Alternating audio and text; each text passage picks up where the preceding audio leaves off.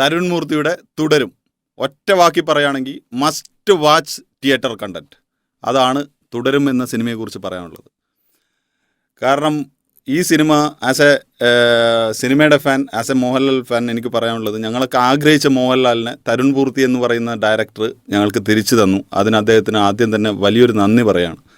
കാരണം ഇതാണ് മോഹൻലാൽ. ഇതൊരു പുസ്തകമാണ്. ഇന്നത്തെ സിനിമക്കാർക്കുള്ള മോഹൻലാലിനെ കുറിച്ച് അപവാദം പറയുന്ന, മോഹൻലാലിനെ കുറിച്ച് തെറ്റ് പറയുന്ന, മോഹൻലാലിനെ കുറിച്ച് കുറ്റം പറയുന്ന ആൾക്കാർ ഈ സിനിമയൊന്ന് കാണുക.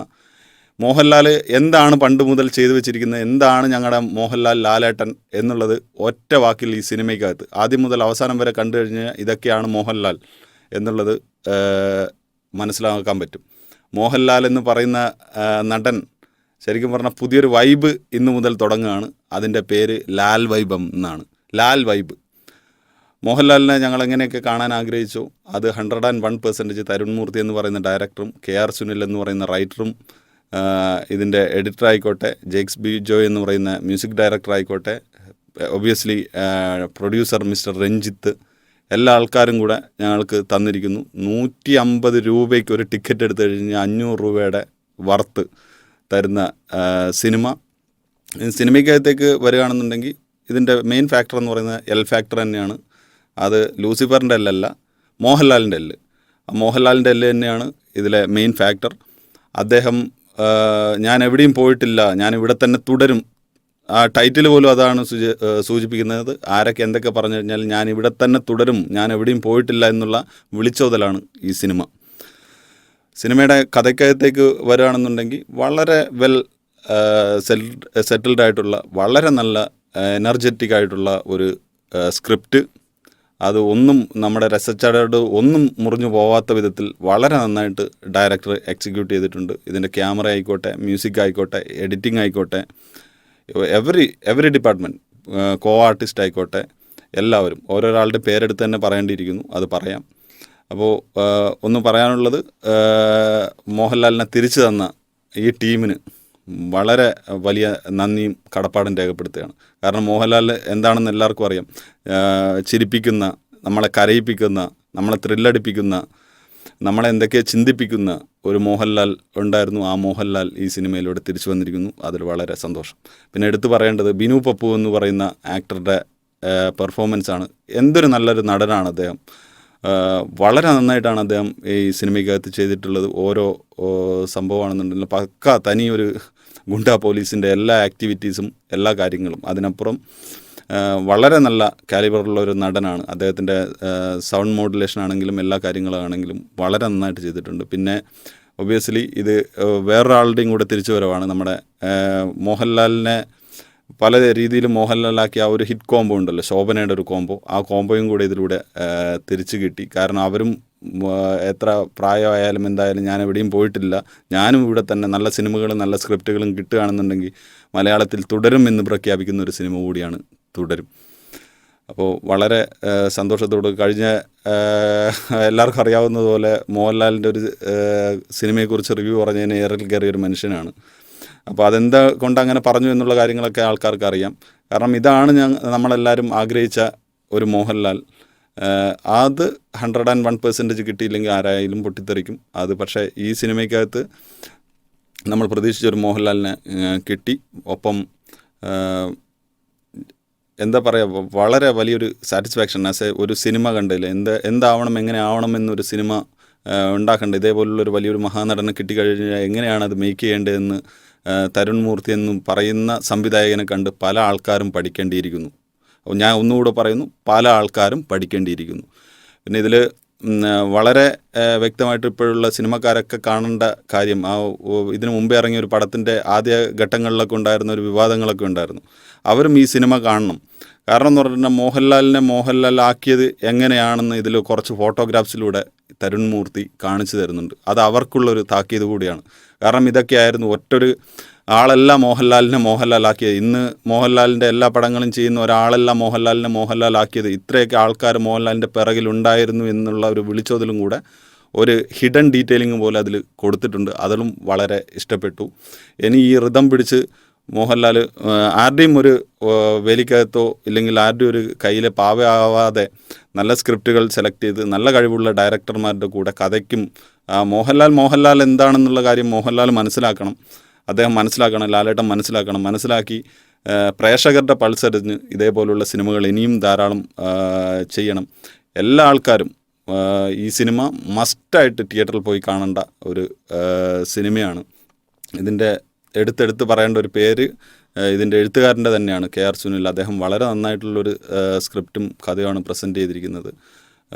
എല്ലാവരെയും പിന്നെ തരുൺ മൂർത്തി എത്ര പറഞ്ഞാലും മതി വരത്തില്ല അദ്ദേഹത്തിനെ കുറിച്ചിട്ട്. കാരണം അദ്ദേഹം എന്താണ് തമിഴിലൊക്കെ പറയുന്നത്, എന്നടാ പണി വെച്ചിരിക്കേ എന്ന് ചോദിക്കേണ്ടിയിരിക്കുന്നു. അത്രയ്ക്കും വളരെ നന്നായിട്ട് എക്സിക്യൂട്ട് ചെയ്തിരിക്കുന്നു ഈ പടം. കാരണം എല്ലാവരും തിയേറ്ററിൽ തന്നെ നല്ലൊരു തിയേറ്ററിൽ പോയി കാണുക. ഈ പടം എന്തായാലും വരും ദിവസങ്ങളിൽ ഉറപ്പായിട്ടും കേരളത്തിൻ്റെ ബോക്സ് ഓഫീസ് തൂക്കാൻ പോകുന്ന ഒരു സിനിമ തന്നെയാണ്. വളരെ ഹൈപ്പിൽ വന്ന സിനിമകളൊക്കെ വെറും പേപ്പറുകളിൽ മാത്രം 300-400 കോടി രൂപ കളക്ട് ചെയ്ത കഥയൊക്കെ നമുക്കറിയാം. പക്ഷേ ഇതങ്ങനെയല്ല, ഇത് പേപ്പറിലല്ല, ഇത് പ്രൊഡ്യൂസർ M രഞ്ജിത്തിൻ്റെ പോക്കറ്റും എല്ലാം നിറയ്ക്കുന്നൊരു സിനിമയായിരിക്കും. ഉറപ്പാണ്, 101% ഉറപ്പാണ്. പെട്ടെന്ന് OTT ഒന്നും കൊടുത്തില്ലെങ്കിൽ മലയാള സിനിമയിൽ നിന്ന് അന്യം നിന്ന് പോകുന്ന ഒരു സംഭവം ഉണ്ട് ഇപ്പോഴും. എന്താണെന്ന് പറഞ്ഞാൽ ഒരു സിനിമയുടെ 100 ദിവസത്തെ പോസ്റ്റർ കാണുന്നൊരു കാഴ്ച, ആ കാഴ്ച വീണ്ടും തിരിച്ചു വരും. ഈ സിനിമ പെട്ടെന്ന് OTTക്ക് 50 ദിവസത്തിലോ 30 ദിവസത്തിലോ OTTക്ക് കൊടുക്കാതിരുന്നു കഴിഞ്ഞാൽ 100 ദിവസം നിങ്ങൾ എഴുതി വെച്ചോ, 100 ദിവസം ഈ പടം തിയേറ്ററിൽ കളിക്കുമെന്നുള്ള കാര്യത്തിൽ യാതൊരുവിധ സംശയമില്ല. കാരണം എല്ലാത്തരം പ്രേക്ഷകരെയും തൃപ്തിപ്പെടുത്തുന്ന വിധത്തിലാണ് ഈ സിനിമ ചെയ്തിരിക്കുന്നത്. കാരണം ഈ സിനിമയ്ക്ക് കയറുമ്പോൾ എനിക്കൊരു സംശയം ഉണ്ടായിരുന്നു. കാരണം ഇതിൻ്റെ എല്ലാ കാര്യങ്ങളും നോക്കിയിട്ടാണല്ലോ നമ്മളൊരു സിനിമയ്ക്ക് കയറുന്നത്. കാരണം ഈ സിനിമയ്ക്ക് ഒരു UA 16+ സർട്ടിഫിക്കറ്റ് ആയിരുന്നു ഇതുണ്ടായിരുന്നു. അപ്പോൾ ഞാൻ ചിന്തിച്ചു, അതിൻ്റെ ട്രെയിലർ കണ്ടപ്പോൾ പക്ക ഒരു കുടുംബ ചിത്രമായിട്ടാണ് എനിക്ക് ഫീൽ ചെയ്തിട്ടുണ്ടായിരുന്നത്. എന്തോ ഒരു ഹിഡൻ സാധനം കൂടെ അതിനകത്തുണ്ട് എന്ന് തോന്നിയിരുന്നു. പക്ഷേ എന്തുകൊണ്ടായിരിക്കും ഇങ്ങനൊരു സർട്ടിഫിക്കറ്റ് ഇതിന് കിട്ടിയെന്ന് തോന്നിയപ്പോഴേക്കും ശരിയാണ്, നമ്മൾ വിചാരിക്കുന്ന പോലെ ഒരു പക്ക ഒരു കുടുംബ ചിത്രമൊന്നുമല്ല. സ്പോയിലറിലേക്ക് ഞാൻ കടക്കുന്നില്ല. പക്ക ഒരു കുടുംബ ചിത്രമൊന്നുമല്ല. എന്നാൽ കുടുംബ ചിത്രമാണോ എന്ന് ചോദിച്ചു കഴിഞ്ഞാൽ ആണെന്താനും. എല്ലാത്തരം പ്രേക്ഷകരെയും 101% തൃപ്തിപ്പെടുത്തുന്ന വിധത്തിൽ ചെയ്തു വെച്ചിട്ടുള്ള ഒരു അടിപൊളി സിനിമയാണ്. ആരെങ്കിലും ഉണ്ടെങ്കിൽ ഇപ്പോഴും തന്നെ ടിക്കറ്റ് ബുക്ക് ചെയ്തോ. കാരണം ഇല്ലെങ്കിൽ നിങ്ങൾക്ക് ഒരാഴ്ചത്തേക്കൊന്നും ഇല്ലെങ്കിൽ ഞാൻ നേരത്തെ പറഞ്ഞതുപോലെ ഇവർ മാറ്റുന്നില്ലെങ്കിൽ 100 ദിവസത്തേക്ക് പോലും ടിക്കറ്റ് കിട്ടാൻ സാധ്യതയില്ലാത്തൊരു സിനിമയാണ്. കാരണം വളരെ സന്തോഷത്തോടു കൂടിയാണ് ഞാനിത് പറയുന്നത്. എന്തുകൊണ്ടെന്നാൽ കഴിഞ്ഞ മോഹൻലാലിൻ്റെ സിനിമയ്ക്ക് വേണ്ടി അദ്ദേഹത്തിനോടുള്ള ആരാധന കൊണ്ട് നെഗറ്റീവ് പറഞ്ഞ് ഏറിൽ കയറിയ ഒരു മനുഷ്യനാണ്. അപ്പോൾ എനിക്കിത് പോകുന്ന സമയത്ത് എന്നിലും ഉണ്ടായിരുന്നു കുറച്ച് വെല്ലുവിളികൾ. കാരണം വീണ്ടും ഒരു തെറ്റ് പറയേണ്ടി വരുമോ, കുറ്റം പറയേണ്ടി വരുമോ? കാരണം സിനിമയെ കണ്ട് അതിൻ്റെ തനതായിട്ടുള്ള അഭിപ്രായം പറയുന്ന ഒരു വ്യക്തിയാണ് ഞാൻ. അപ്പോൾ അതുകൊണ്ട് എയറിൽ കയറേണ്ടി വരുമോ എന്ന് പേടിച്ചിട്ടാണ്. കാരണം എയറിലൊന്നും ഇനി പോസിറ്റീവ് പറഞ്ഞതിൻ്റെ മുകളിൽ എയറിൽ കയറ്റുന്നുണ്ടെങ്കിൽ കയറ്റിക്കോ, എനിക്കതിൽ സന്തോഷമേ ഉള്ളൂ. കാരണം എല്ലാവരും ഈ സിനിമ തിയേറ്ററിൽ തന്നെ പോയി കണ്ട് കുടുംബത്തോടൊക്കെ അടക്കം കണ്ട് 16 വയസ്സിന് താഴെയുള്ള പിള്ളേരെയും കൊണ്ട് പോയി 16 വയസ്സ് പ്ലസ് ഉള്ള പിള്ളേരെയും കൊണ്ട് പോയി നിങ്ങൾ പടം തിയേറ്ററിൽ തന്നെ പോയി കാണുക. നിങ്ങൾക്ക് എന്തായാലും ഒരു കാരണവശാലും ഈ പൈസ നഷ്ടമാകത്തില്ല. OTT വരുന്നതും നോക്കി ആരും കാത്തിരിക്കരുത്. കാരണം ഈ സിനിമ ഞാൻ നേരത്തെ പറഞ്ഞതുപോലെ തിയേറ്ററിൽ നിന്ന് ഇവർ വേറെ എഗ്രിമെൻ്റ് ഒന്നും ചെയ്യുന്നില്ലെങ്കിൽ ഒരു 100 ദിവസം കഴിയാതെ ഈ സിനിമ തിയേറ്ററിൽ നിന്ന് ഇറങ്ങത്തില്ല. അത് 101% ഉറപ്പാണ്. കാരണം എല്ലാത്തരം പ്രേക്ഷകരെയും തൃപ്തിപ്പെടുന്ന എല്ലാവരും നന്നായിട്ട് ചെയ്തിട്ടുണ്ട്, എല്ലാവർക്കും. പിന്നെ ഇതിൻ്റെ എഡിറ്റർ, അദ്ദേഹം ജീവിച്ചിരിപ്പില്ല, നിഷാദ് യൂസഫ്.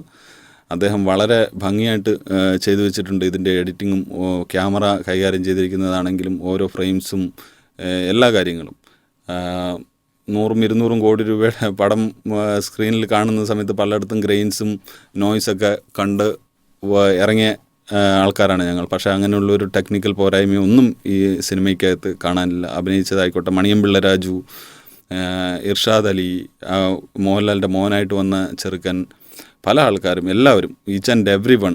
ഇതിലെ പട്ടിയടക്കം 2 നായ്ക്കളുണ്ട് മോഹൻലാലിൻ്റെ.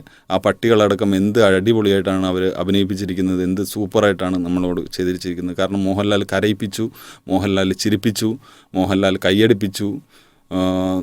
എന്തൊക്കെ മോഹൻലാലിന് ഇതുവരെ ചെയ്തോ അതെല്ലാം ഈ ഒറ്റൊരു സിനിമ കൊണ്ട് മോഹൻലാൽ ഞങ്ങളെ കൊണ്ട് ചെയ്യിച്ചിട്ടു. ലാലേട്ടാ, ഇതാണ് ലാൽ വൈബ്, ഇതാണ് ഇനിയും വേണ്ടത്. ആരുടെയും കയ്യിലെ പാവയാവാതെ ഇതേപോലുള്ള സിനിമകൾ ഞങ്ങൾക്ക് തരിക. ഞങ്ങളെല്ലാവരും കൂടെ ഉണ്ടാവും. മോഹൻലാൽ എന്ന് പറയുന്നത് ഓരോ മലയാളിയുടെയും വികാരമാണ്. ആ വികാരത്തെ ഒരു കാരണവശാലും വ്രണപ്പെടുത്തരുത്. അത്ര മാത്രമേ എനിക്ക് പറയാനുള്ളൂ. ഒന്നുകൂടി പറയുന്നു, എല്ലാവരും പോയി ഈ സിനിമ പോയി തിയേറ്ററിൽ പോയി കാണുക. നന്ദി, നമസ്കാരം.